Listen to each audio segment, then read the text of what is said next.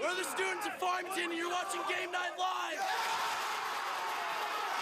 A KSLSports.com presentation.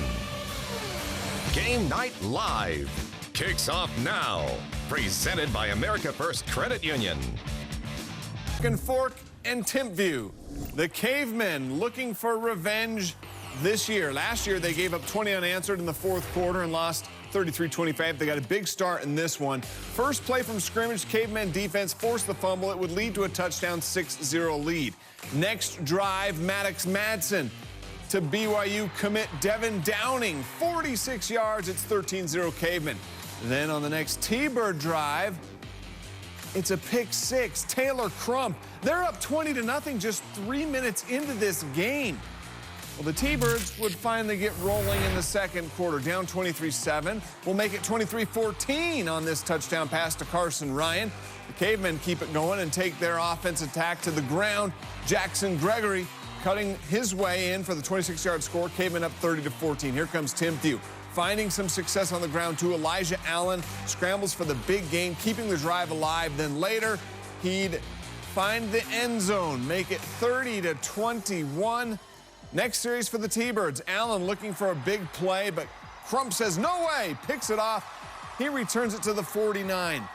An American Fork would capitalize on this. Hayden Betts now in at quarterback, a 51-yard touchdown to Downing.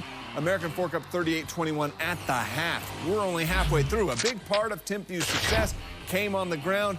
They have a young start at running back in Targi Lamson. He's a tough physical runner with explosiveness and breakaway speed. He finished the game with a touchdown.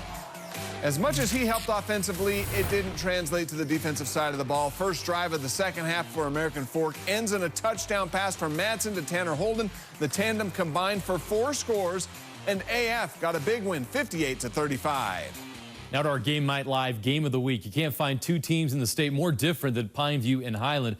With former BYU head coach Gary Croton as their offensive coordinator, Pineview tries to run a play every 12 seconds with their spread offense. Highland still runs a triple option that they've always been known for, and it still works. The most important play of the game, though, was made by the Highland defense after the Rams jumped out to a 7-0 lead. Highland linebacker Paul Clark with the pick six. Read it perfectly. Just 2 minutes into the game, the Rams had a 14-0 lead. Pineview played catch-up the rest of the way, literally. The Panthers were chasing Highland running backs all night long. Ben Boren gets things started with the 56-yard touchdown run. The Rams running their old-school triple option offense to perfection. After Boren, it was Ousmane Dioumbie, who takes a pitch from Hunter Lambert, Nathan Johnson. He gets into the game, and he finds the end zone. Dioumbie scored twice. He has speed and also strength. He shows it here, fighting his way into the end zone a second time. Second half, another big run by Boren.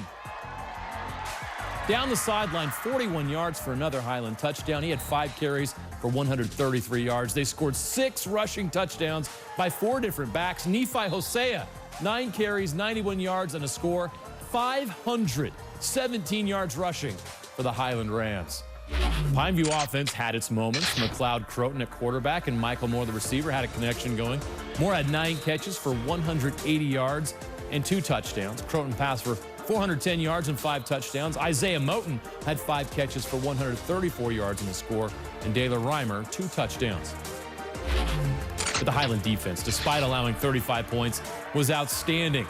They sacked Croton 4 times. Christian Hilborn with 2 sacks. Isaiah Messina had a couple as well, and Highland capped off the game with a safety. They moved to 2-0 with a 52-35 win. Pineview drops to 0-2. Well, last week, Salem Hills quietly opened the season with a 27-point win over Mountain Crest. That was a 4A school. This week, the Skyhawks level all the way up to 6A for a matchup with the Fremont Silver Wolves. It's a 100-mile drive for Fremont to get down to Salem Hills, and they were greeted by Big John Nelson. This is in the first quarter, and here he comes, bringing the pressure for the quarterback sack. Salem Hills' Jarrett Elmer is under center, and he's going to find Reed Johnson down to the 10-yard line. Nice pass and catch there more Elmer to Jordan Ware this time, and it's a 7-0 Skyhawks lead. On the next possession, Elmer, he's still slinging, hits Reed Johnson for his second touchdown pass of the game, 14-0 Salem Hills. And then in the second quarter, Fremont does get things going. Mitch Stratford to Jackson Whitney, the 30-yard bomb. They get into the red zone, but that's when here, Moises Martinez, I think we maybe got the wrong, here we go. Here's our 30-yard pitch and catch. And then Moises Martinez is gonna punch it in for the end zone for the touchdown, I should say, for Fremont. Now, Jordan McKean gets the sack on Jarrett Elmer right there. Things maybe look like they're going their way, but Elmer still had 3 TD passes. Salem Hills is 2-0 now with a 34-20 win. Let's head to St. George. Dixie hosting Roy. First quarter tied at 7, and Roy would make a statement here. Kate Harris off to a great start this year. Makes some cuts and evades some defenders, and he's gone. 79 yards. Roy up 14-7. But Dixie turned things around on both sides of the ball. Check out the hit by Keelan Washington. That one rattled everything about Roy. Then Reggie Graff, the quarterback, hooks up with Trey Simmons for one of 2 touchdowns in the game. Flyers get the win over the Royals, 41-21. Well, now you just saw Fremont and Dixie, and on Friday you get to see them again. It's our KSL Game Night Live Game of the Week. Those two schools, Fremont and Roy, those two schools face off to open Region 1 play, and you can watch live on the KSL TV app or on KSLSports.com. Utah high school football teams will play 37 games against out-of-state competition this season. East plays 3 teams from out of state, including their Friday night opponent. The Leopards hosting J. Sarah Catholic from San Juan Capistrano, California. Let's start in the first half. East Quinn Oliveras with the interception. He's going to get a good chunk of yardage after. Let me go to the third quarter. East, Sione Angelau, the 32-yard scamper. He's got himself a touchdown, but East comes up short in this one, 24-14.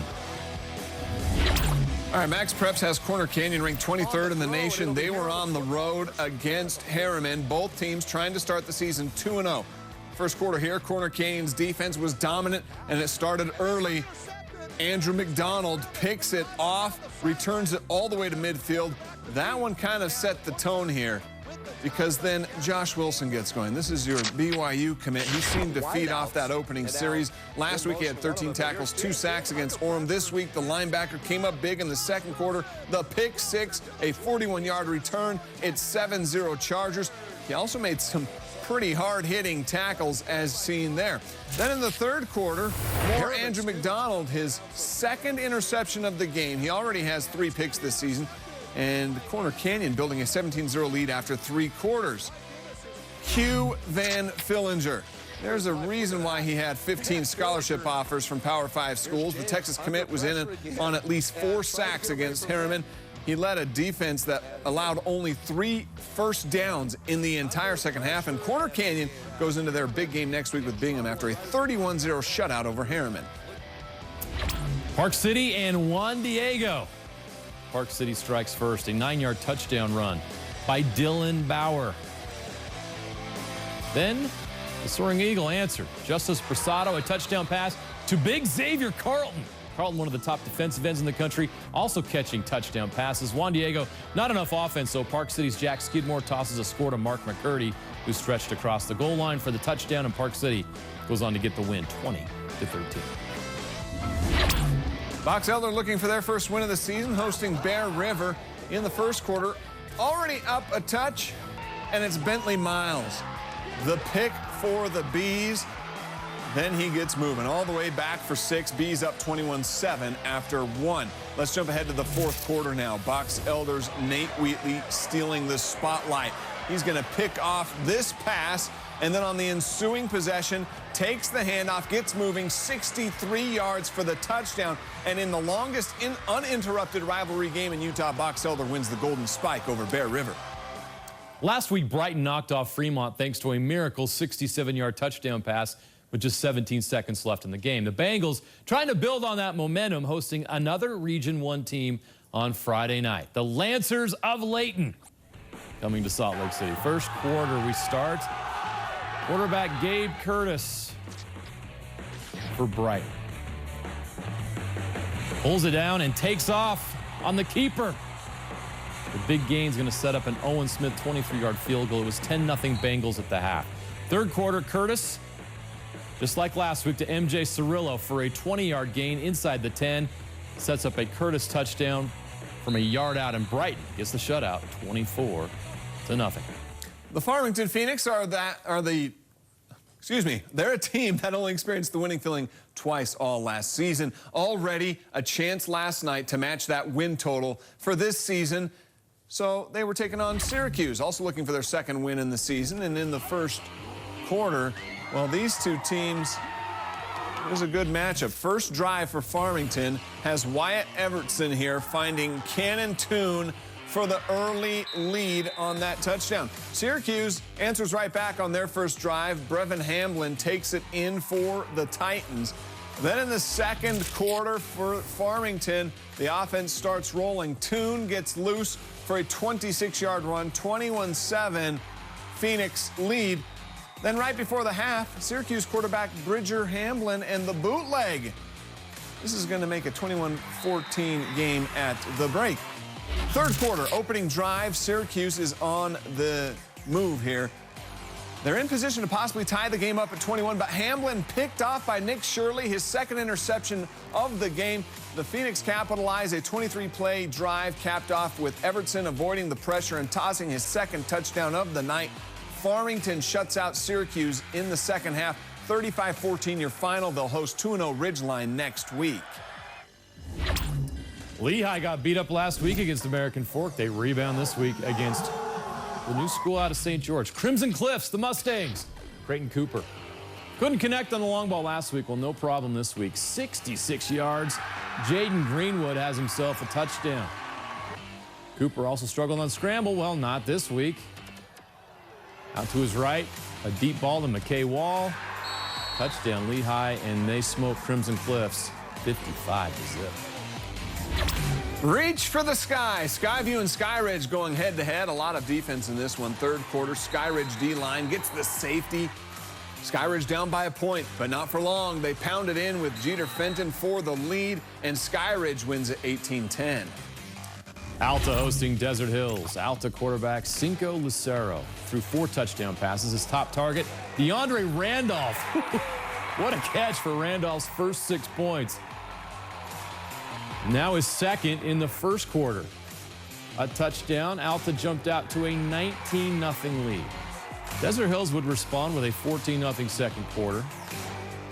This bruising run by Lausiale Taufa. Wow. But Desert Hills didn't have enough offense to get the road win. Alta bounces back with a 41-28 win. When we come back, a rivalry game going to the Dogs, and another comes down to just one play. Plus 27 points scored in the final 4 minutes. A shootout between Logan and Stansbury. That and the highlight reel is on the way.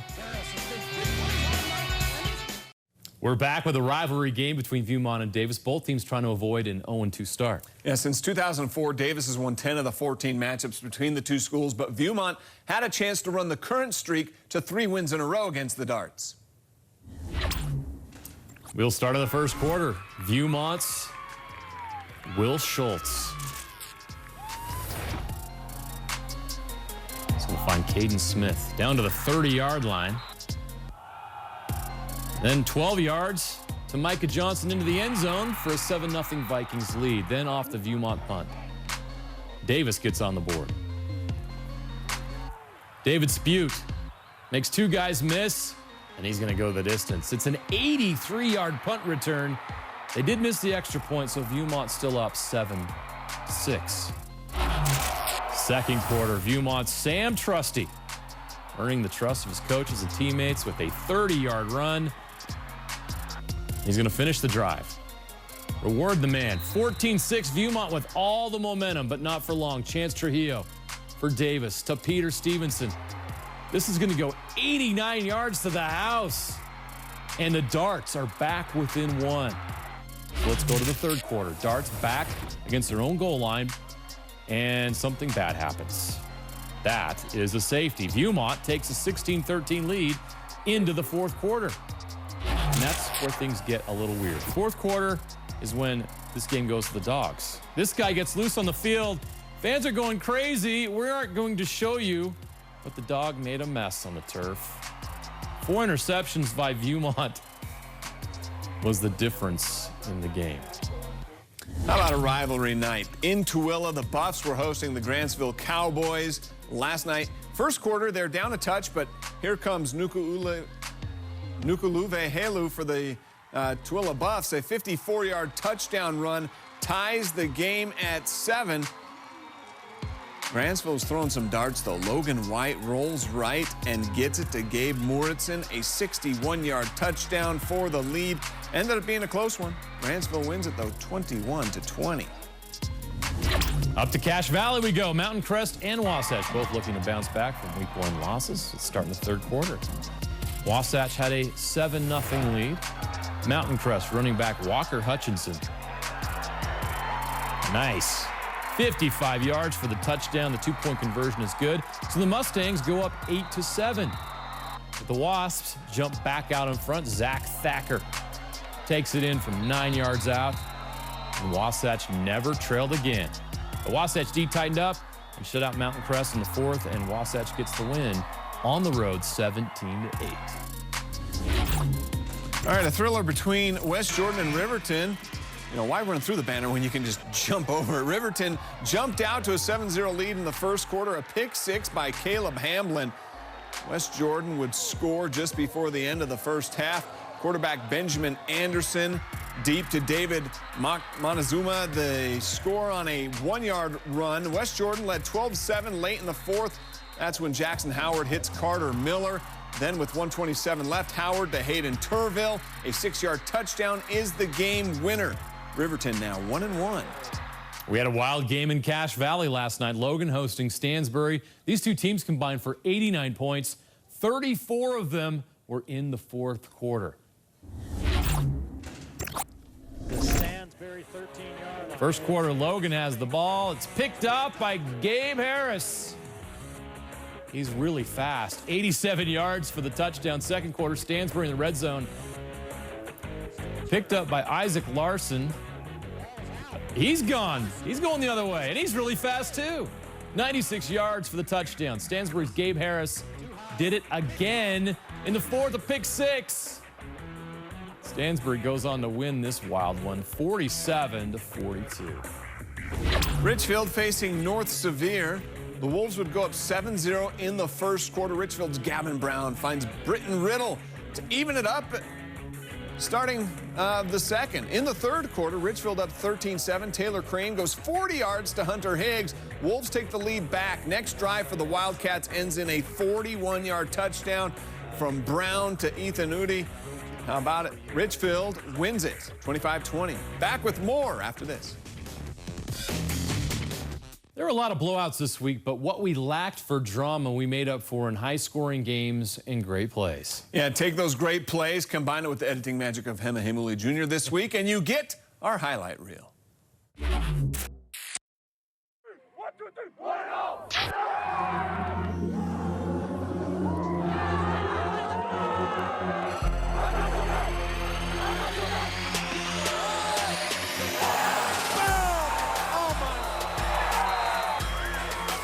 Dashes those Grizzly dreams all over that field. And he's going to take it to the house.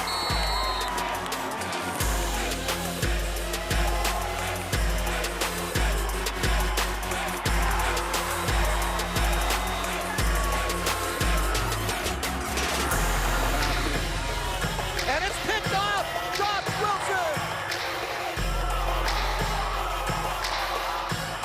You're watching Game Night Live. There's a pass. And it's an interception. The pick 6. Oh my gosh, he telegraphed that the whole way.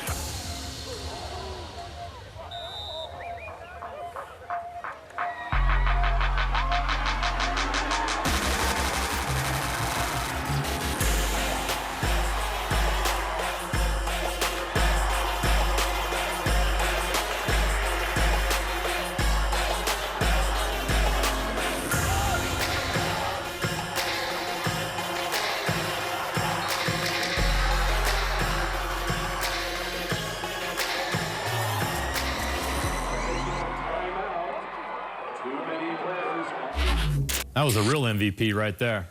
Top plays of the week. We start with Maple Mountain's Ammon Hess. This is the beginning of a 91-yard kickoff return for a touchdown. The Golden Eagles gave Pleasant Grove all they wanted in the first half before the Vikings would eventually pull away. Now back to Thursday's game between Viewmont and Davis. David Spute with the big special teams play, an 82-yard return for him for a touchdown.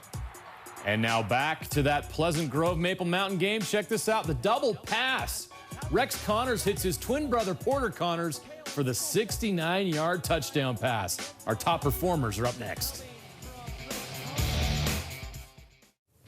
Primetime performers, American Forks Maddox Madsen had a big game, 5 touchdowns, and Tanner Holden caught 4 of them in AF's win. Stan Bears' Gabe Harris had a couple of pick sixes in their win. You can see all of our primetime performers by going to KSLSports.com.